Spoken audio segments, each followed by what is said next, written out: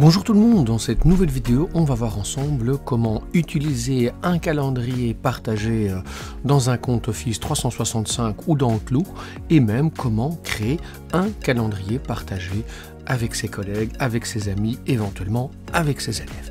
Voilà, l'introduction est terminée, c'est parti, on va un petit peu voir différentes petites choses. Alors ici dans mon établissement scolaire, j'ai créé un calendrier pour partager les mallettes des iPads. Alors j'ai expliqué à mes collègues comment il fallait faire, donc je vais vous remontrer ici. Donc le calendrier partagé a été créé, ils y ont accès. Donc comment faut-il faire pour ajouter un événement dans le calendrier? Simplement, on clique sur un jour qui est à venir. Aujourd'hui, on est le dimanche 15 septembre. Imaginons que j'ai envie de réserver la mallette des iPads pour ce mercredi. Je clique sur mercredi et puis j'ai la possibilité d'enregistrer ma réservation. Première petite chose importante à faire, il faut évidemment choisir le bon calendrier. Là, je suis sur mon calendrier personnel, il ne sera partagé avec personne. Donc, je clique sur calendrier et je vais aller dans mallette iPad. Je vais écrire comme on a convenu avec les collègues et je vais mettre la dénomination éventuelle d'une classe. Voilà, j'invente cette classe. Elle n'existe pas chez moi à l'école, mais c'est pas grave. Je décide après de choisir une tranche horaire. Je vais le prendre de 8h30 à 10h10. Je peux éventuellement rajouter d'autres petites options, mais en général, ça s'arrête là. Donc, j'ai juste à appuyer sur enregistrer. Quand c'est fait, normalement, mes collègues, après quelques secondes, ici j'ai un compte test, vont recevoir, vous voyez, il est apparu, ils voient apparaître la nouvelle date dans le calendrier chez eux. Alors, on peut encore aller évidemment plus loin. On va faire le test dans l'autre sens, je vais aller prendre un compte test et je vais m'envoyer, je vais faire une réservation. Déjà, cette réservation-ci, je peux réappuyer dessus et je peux la supprimer. Évidemment, il faut voir entre adultes comment faire pour ne pas aller supprimer gentiment la réservation de quelqu'un d'autre. C'est logique, on vous demande de confirmer.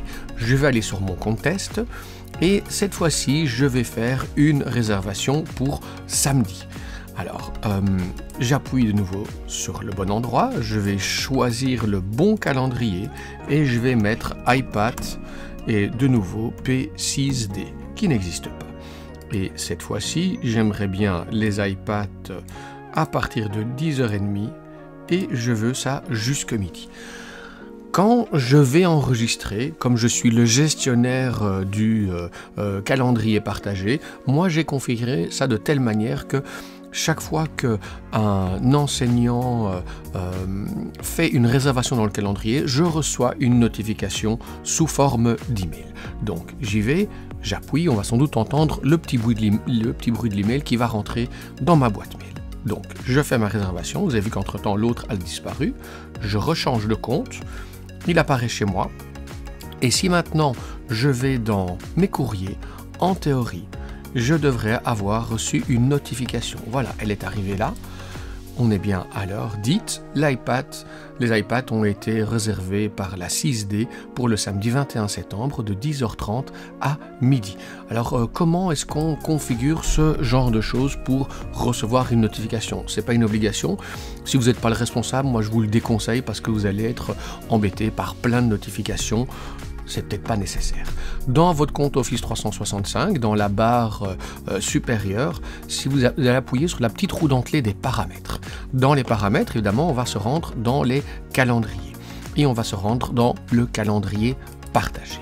Vous voyez ici, mise à jour du calendrier, vous pouvez recevoir des notifications par email lorsqu'un utilisateur crée ou met à jour un événement sur le calendrier partagé. Donc moi j'ai coché la petite case là, quand je la décoche, évidemment il me propose d'enregistrer. Mais si je la laisse cocher, il ne doit pas évidemment enregistrer. Donc ça vous permet de recevoir les notifications. Alors, deuxième petite chose que je vous montre, imaginons qu'on veut créer un nouveau calendrier. Donc, on va appuyer sur le mot calendrier. Et puis, je vais choisir quelle sorte de calendrier je veux créer. Donc, je vais créer un calendrier qui est vide. Là, je vais lui mettre peut-être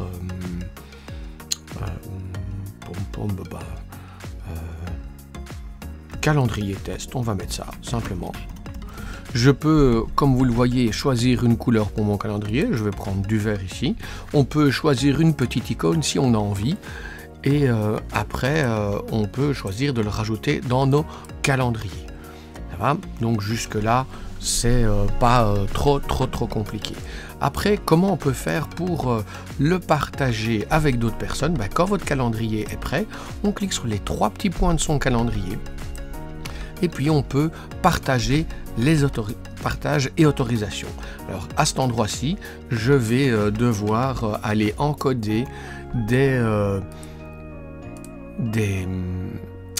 les adresses mail des personnes avec qui je veux le partager. Ici, c'est ma fameuse adresse test qui est ici de mon école. Donc voilà, c'est bien mon compte test. Et ce que je vais faire, je vais évidemment choisir qu'est-ce que je veux laisser comme accès à la personne qui va utiliser mon calendrier. Ici, moi, je lui mets qui peut évidemment modifier. Je vais partager cela. Normalement, il va recevoir une invitation à rejoindre mon calendrier. J'appuie sur partager. Vous voyez, je peux en ajouter autant que je veux. Vous avez entendu le petit bruit. Je vais dans mon compte test et cette fois-ci, je vais aller dans mes mails. Et en fait, je viens de recevoir une invitation à utiliser le calendrier test. Je dois accepter l'invitation pour pouvoir avoir accès au fameux calendrier. J'appuie sur accepter. Et après ça, il me propose d'afficher le calendrier. Je vais afficher le calendrier, on va le faire dans un nouvel onglet. Et vous voyez, j'ai plusieurs calendriers qui apparaissent ici. Donc je pourrais très bien masquer les iPads et avoir juste le calendrier test. Et on va à lundi, on va faire un petit test. On va test calendrier. Et évidemment, je n'oublie pas de choisir le bon calendrier. Je vais dans calendrier test ici. Et j'aimerais bien avoir accès à un élément fictif que je ne connais pas parce que je viens de l'inventer juste pour ici, de 8h30 à 14h30. J'appuie sur enregistrer. Normalement, il va me proposer dans mon nouveau calendrier, vous voyez là, ça vient d'arriver avec le petit logo du calendrier. Normalement, j'ai dû recevoir une, peut-être, ah non, je ne l'ai pas encore notifié en fait, je n'ai pas été dans mes paramètres, donc c'est pour ça que je n'ai pas reçu de mail.